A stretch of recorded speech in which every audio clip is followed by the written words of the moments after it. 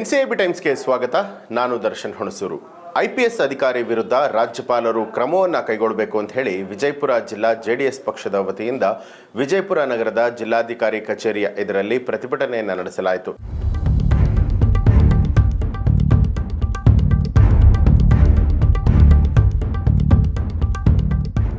ಕೇಂದ್ರ ಸಚಿವ HD ಕುಮಾರಸ್ವಾಮಿ ವಿರುದ್ಧ IPS ಅಧಿಕಾರಿ ಚಂದ್ರಶೇಖರ್ ಅವಹೇಳನಕಾರಿ ಹೇಳಿಕೆಯನ್ನು ನೀಡಿದ್ದು ಖಂಡನೀಯ. ಅದಕ್ಕಾಗಿ ಕೂಡಲೇ ಅವರನ್ನ ಅಮಾನತು ಮಾಡಬೇಕು ಅಂತ ಹೇಳಿ ಪ್ರತಿಭಟನಾಕಾರರು ಆಕ್ರೋಶವನ್ನು ವ್ಯಕ್ತಪಡಿಸಿದರು. ಅಲ್ಲದೆ ತಕ್ಷಣವೇ HD ಕುಮಾರಸ್ವಾಮಿ ಅವರಿಗೆ ಚಂದ್ರಶೇಖರ್ ಅವರು ಕ್ಷಮೆ ಕೇಳಬೇಕು ಅಂತ ಹೇಳಿ ಒತ್ತಾಯಿಸಿ ಜಿಲ್ಲಾಡಳಿತದ ಮೂಲಕ ರಾಜ್ಯಪಾಲರಿಗೆ ಮನವಿಯನ್ನು ಸಲ್ಲಿಸಿದ್ದಾರೆ. ಕೇಂದ್ರ ಸರ್ಕಾರದ ಕೈಗಾರಿಕಾ ಮತ್ತು ಕಬ್ಬಿಣ ಸಚಿವರಾದ HD ಕುಮಾರಸ್ವಾಮಿ ಅವರ ಬಗ್ಗೆ IPS ಅಧಿಕಾರಿ ಚಂದ್ರಶೇಖರ್ ಅವರು ಅವಹೇಳನಕಾರಿ ಪದ ಬಳಕೆ ಖಂಡಿಸಿ ಅವರನ್ನು ಅಮಾನತುಗೊಳಿಸಲು ಆಗ್ರಹ.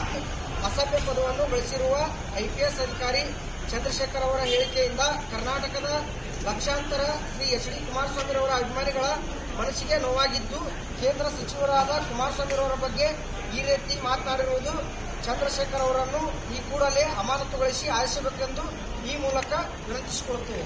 ಇವಿಷ್ಟು ಈ ಹೊತ್ತಿನ ಪ್ರಮುಖ ಸುದ್ದಿ. ಮತ್ತಷ್ಟು ವಿಶೇಷ ಸುದ್ದಿಗಳಿಗಾಗಿ ನೋಡ್ತಾ ಇರಿ NCIB ಟೈಮ್ಸ್, ಅಪರಾಧ ಮುಕ್ತ ರಾಷ್ಟ್ರಕ್ಕಾಗಿ.